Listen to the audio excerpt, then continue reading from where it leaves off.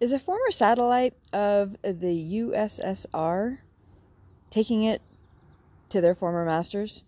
Hello and welcome to Sweet Home California. My name is Jennifer, and I got to talk a little bit in code here because the powers that be have stated that certain words can't be used. So I'll trust that you'll know what I'm talking about. We're talking Eastern Europe and Cold War powers and things like that. And last week I talked about how there were an unusually large number of food distribution plants and just distribution plants in general that had caught on fire in the past 4 or 5 months here and the past year. Walmart's, Amazon, Azure, Standard, plant in California that processes fruits, a plant in Maine, I think, that processes meats. Just a lot of stuff going on, and apparently there's at least 16 different plants that have been so affected. Well, the United States is not the only one that is being hit with these. There have been some unusual fires in our former, or maybe current, arch nemesis over there on the other side of the world, the former USSR. They had a weapons development facility catch on fire, I believe, last week, where as many as maybe 25 scientists perished. And they have had also their pipelines are being attacked for oil. What is that going to do to the price of our oil? Also, where this is located, is at the juncture of where the pipelines are going into Europe. So is this a deliberate attempt to bring Europe into this? Because Europe still depends quite a bit on that foreign oil. Our infrastructure is not secure. And if you weren't aware of that before last week and these stories came out, I hope that you catch this video and that this will kind of waken you up to the need that we need to prepare, we need to take care of ourselves, because there's just too much uncertainty in this world. Well, last year I started listening to Alaska Prepper and several other prepping videos at the encouragement of my sister-in-law, that I started paying attention to these things, because I was like, I think it's called normalcy bias, where your entire life, everything is predictable. You can go to the store and you can pick up whatever you want. You can afford, your utilities. So long as you've got a job, you can afford these things. And so you just expect, all right, well, this is always going to be that way. But it's not always necessarily going to be that way. I started reading a book from my mother-in-law called Mia. And it's the story of a woman who was forced out of USSR. At the time it was USSR, back in the late 20s, early 30s. And it explains her situation. Her family lived in the southern end of USSR, right across from Crimea. So it's just on the east side of, the Black Sea. And her family were landowners. They owned around 200 acres. And they were responsible for the well-being of thousands of people because of the fact that their farm, produced a lot of food, in addition to, of course, the people that they needed to have on the farm to run it.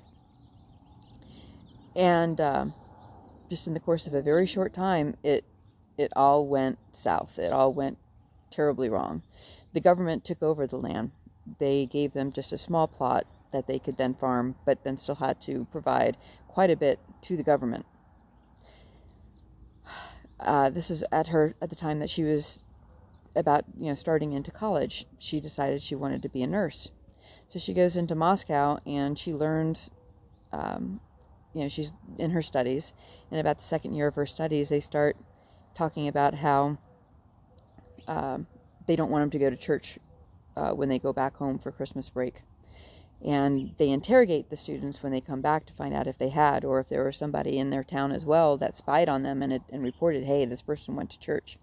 Then they'd have to explain themselves.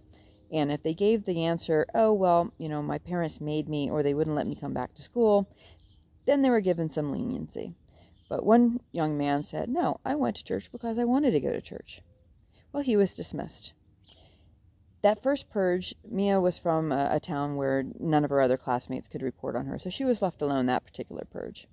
But then the next year, they just straight out asked.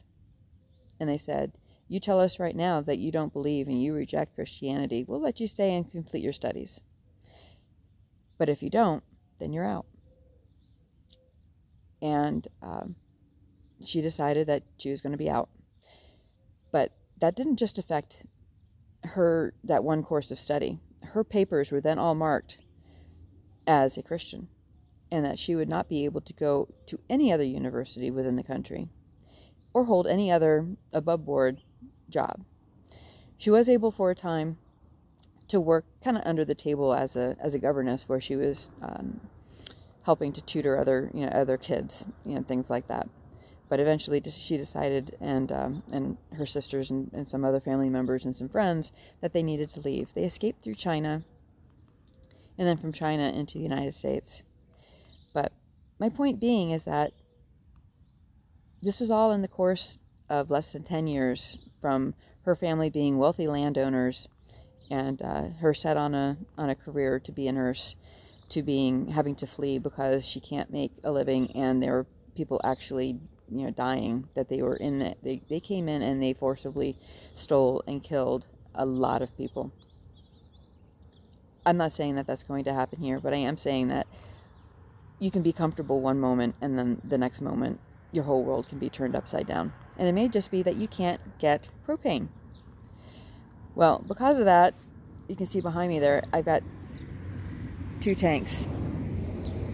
It started with me upgrading from my 250-gallon tank to a 500-gallon tank last fall, and then I've been on the lookout ever since to add another tank, because if we ever, God forbid, had to use a generator, we have a dual fuel generator for propane and gas.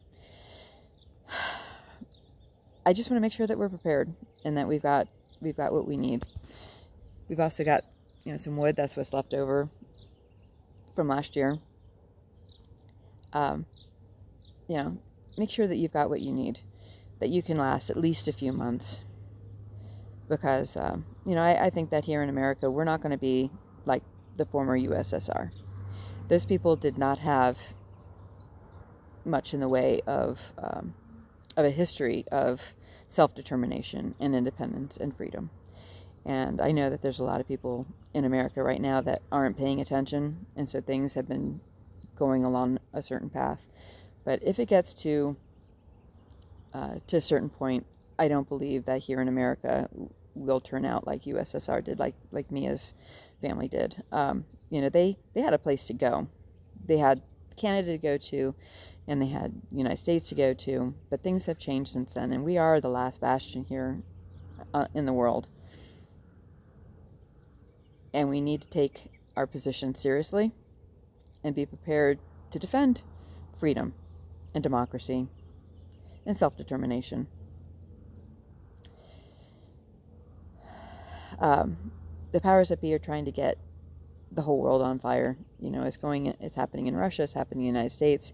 They are attacking oil supplies that are going into Europe.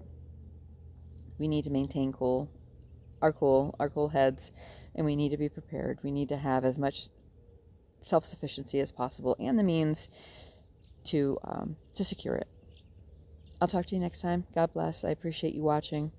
Rely on the Lord. He will see us through. But, we do have to take care of ourselves as well. And by taking care of ourselves, then we're in a position to help take care of others. God bless. I'll talk to you next time.